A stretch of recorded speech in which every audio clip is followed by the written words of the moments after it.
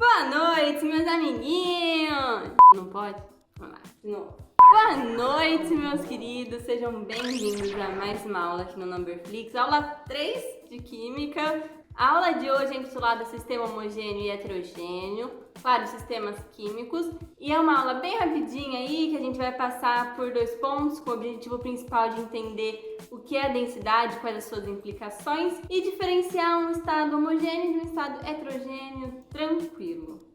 Antes de começar a aula, eu queria pedir para vocês, por favor, se inscreve aqui no canal, liga o sininho para ter notificação e no fim da aula deixa um comentário escrito. Tô de olho nos comentários.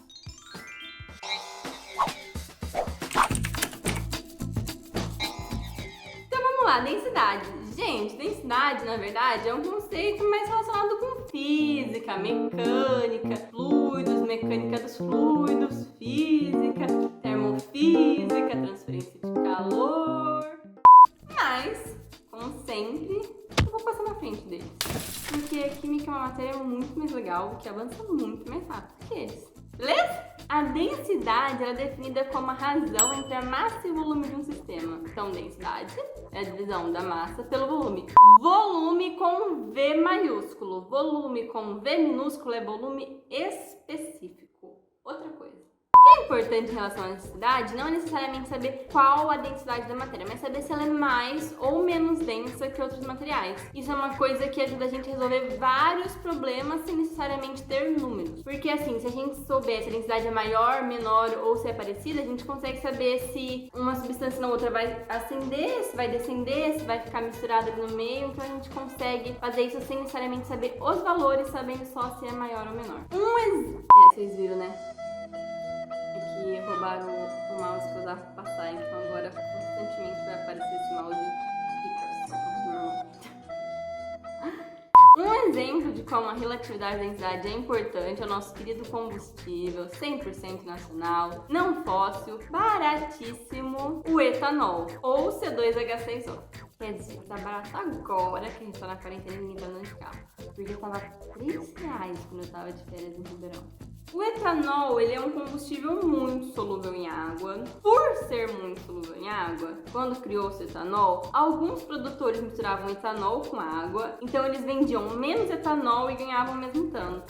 Safados, né? Safados. Mas o que acontece? O etanol ele tem uma densidade de 0,8 gramas por centímetro cúbico, enquanto a água destilada tem uma densidade de 1 grama por centímetro cúbico. Quando você mistura os dois, essa mistura tem outra densidade. Qual? Não sei, mas o que eu sei com certeza é que ela varia entre 0,8 e 1. Por isso, para que não se burlasse, para que não se vendesse um etanol fraudulento, foi criado um mecanismo chamado, quer dizer, eu não sei se foi criado para isso, mas foi usado um mecanismo chamado densímetro. O densímetro ele mede relações de densidade. É muito simples. O densímetro é um tubinho que você enche de etanol e nele você tem 2 esferas de materiais, uma com densidade uma com densidade menor que a do etanol e outra com densidade maior que a do etanol. O que vocês não me falaram que tá parecido? Por quê? Porque agora eu vou dar aquela dica post-it. Sabe aquela dica que você escreve no post-it e cola na frente da sua privada pra você ler todo dia enquanto faz cocô até decorar? Que nojo! Se uma matéria tem uma densidade menor do que a do meio que ela está inserida, ela acende, ou seja, ela boia. Se essa matéria possui uma densidade maior do que a do meio que ela está inserida, ela descende, ou seja, ela funda. Exemplo disso é quando você põe um óleo na água, que tem uma densidade menor, então ele sobe e fica em cima do copo d'água, e uma pedra que você taca na água e como tem a densidade menor, afunda. Errou feio, errou rude. Então, nesse densímetro, como a gente sabe que o etanol não está fraudado, que não foi misturado em água? Porque uma das esferas, a que tem densidade menor que a do etanol, ela vai flutuar, vai ficar em cima do densímetro, e a que tem densidade maior vai ficar embaixo do densímetro. E aí a gente consegue ter certeza que o etanol está ali, com uma densidade entre 0,79 e 0,81. Que vai variar um pouquinho do 0,8, mas nada que seja considerado fraude do etanol. Uma vez que esse conceito de densidade foi entendido, a gente vê outras coisas que a gente consegue descobrir avaliando apenas a densidade. Por exemplo, o etanol no posto de combustível. A gente também consegue descobrir se o ouro que a gente tem é o ouro de verdade ou se é o ouro dos tolos, também chamado de pirita, porque a diferença de densidade entre eles chega a ser de 300%. Outra forma da gente usar a densidade é para ver diabetes.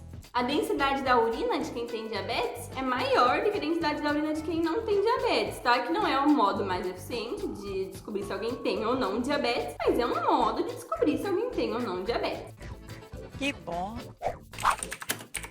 Então, depois dessa leve introdução aí sobre o que é a densidade, chegamos na parte mais importante da aula, que é a gente saber diferenciar o que é um sistema homogêneo de o que é um sistema heterogêneo. Para que a gente faça isso com mais facilidade, a gente tem que ter bem claro o conceito de fase. Fase é toda a porção uniforme de um sistema. Então, por exemplo, se eu tenho esses dois sistemas, sistema 1 e sistema 2, enquanto no sistema 1 eu claramente consigo ver a água e essa granulação embaixo, no sistema 2 eu só consigo ver a água, né?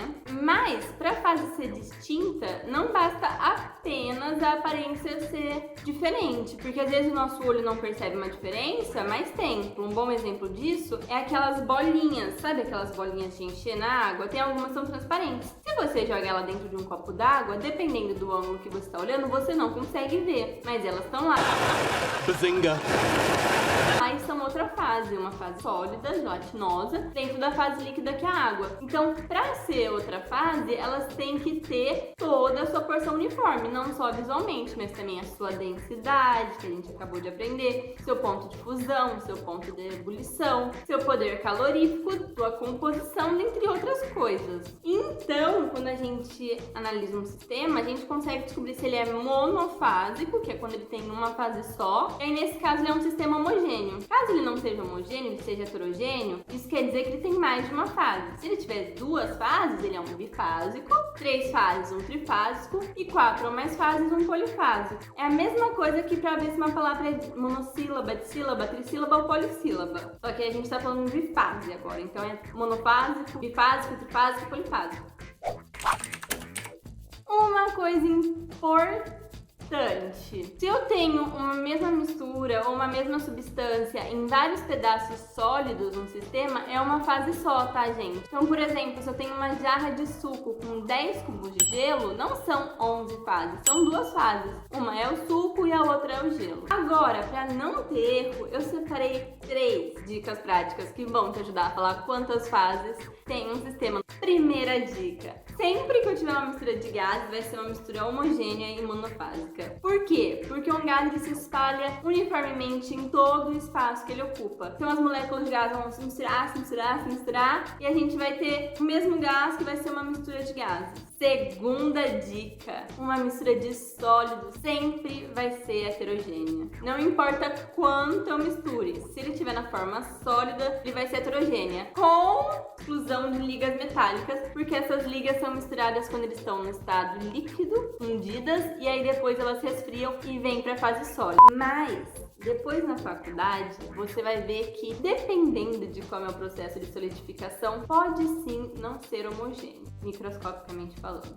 Terceira dica: uma mistura de líquidos pode ou não ser homogênea. Ela pode ser tanto homogênea quanto heterogênea. Isso vai depender da polaridade das moléculas, que é uma coisa que a gente vai ver um pouco mais pra frente. E agora, ela que todo mundo não esperava, porque eu não falei que ia ter. Dica bônus.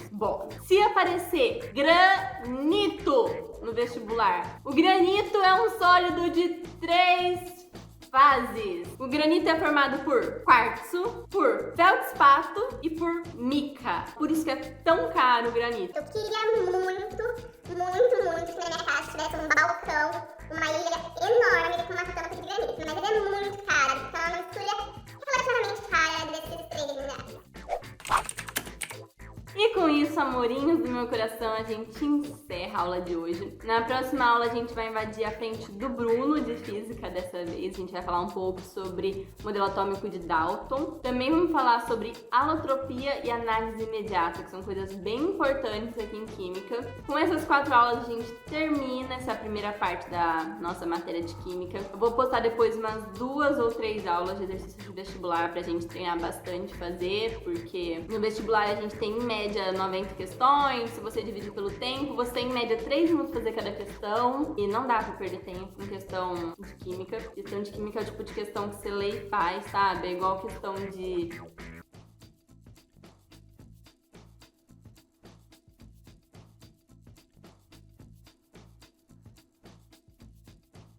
É igual questão de geografia, você lê e faz, não tem como debater. Eles perguntam qual a capital da Suécia. Se você não souber, você não sabe. Nossa! E hoje a gente tem mais 2 vídeos indicados pra vocês. Um tá aqui, o outro tá aqui. E aqui embaixo eu acho que vai ter um link pra vocês entrarem no nosso canal e se inscrever. Beijo da prima!